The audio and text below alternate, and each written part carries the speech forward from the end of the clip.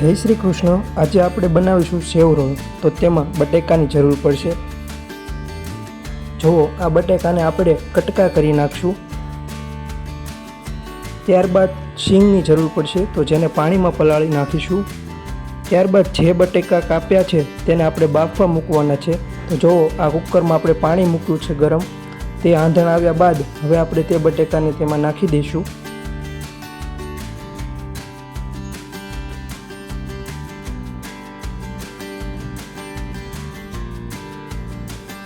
ત્યારબાદ તેમાં મીઠું નાખીશું। હવે આપણે તેને બફાવા દઈશું। જો આ બટેકા બફાઈને કમ્પ્લીટ છે, હવે તેને આપણે ચૂંદવાના છે। તો જેમાં હેન્ડલની જરૂર પડશે।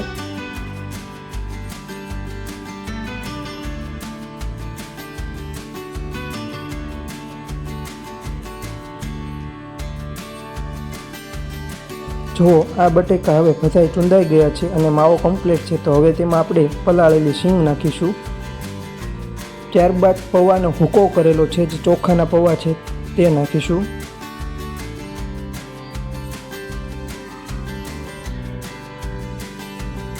ત્યારબાદ તેમાં લીલા મરચાંની ચટણી નાખીશું।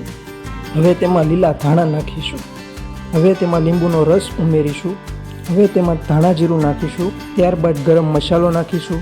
ગરમ મસાલો નાખ્યા બાદ હવે આપણે હળદર નાખીશું।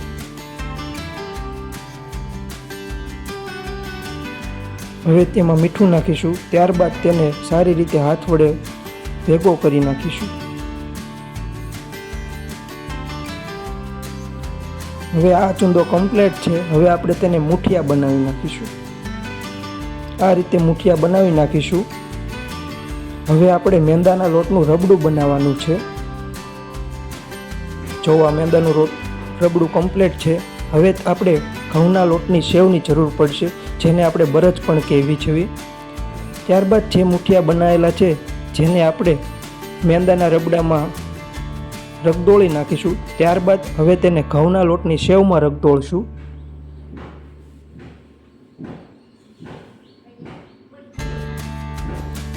આ રીતે આપણે બધા મુઠિયાને રગદોળી નાખીશું।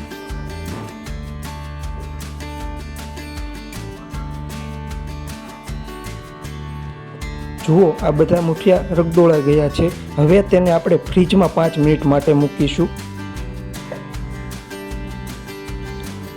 ત્યારબાદ આપણે એક તવલામાં તેલ મૂકીશું ગરમ। તેમાં હવે આ મુઠિયા આપણે તળી નાખીશું। આ વાનગી આપણે સેવ રોલ નામ આપવામાં આવેલ છે।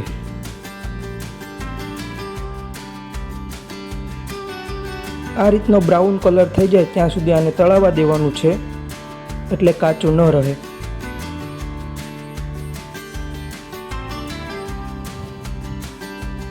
જો સેવ રોલ કમ્પ્લીટ છે, હવે આપણે તેને એક ડીશમાં કાઢી નાખીશું। આ રીતે આપણે બધા સેવ રોલ તળી નાખીશું। જો આ સેવ રોલ કમ્પ્લીટ છે, હવે આપણે તેને ચટણી સાથે ખાઈ લઈશું। છે ને, દેખાવમાં પણ મસ્ત।